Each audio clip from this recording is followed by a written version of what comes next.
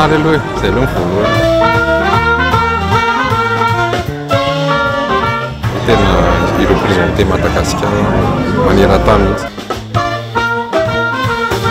Zava-maneno anankiray hoentiko any zany tena hoe songadinako dia ny marivany, valiha marivany.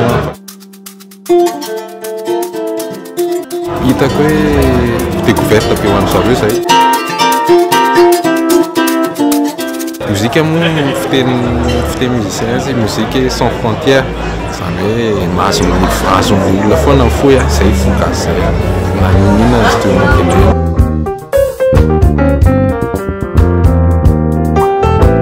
Azoko tenenina angambany azo atao manampy ny talenta fa mianara foana.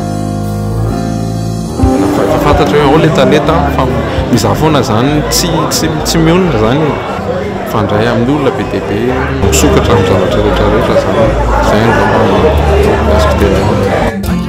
Tanano izy efa mature iao wasa ilalawe kaiao wasa ilalawe kaiao wasa ilalawe kaiao wasa ilalawe kaiao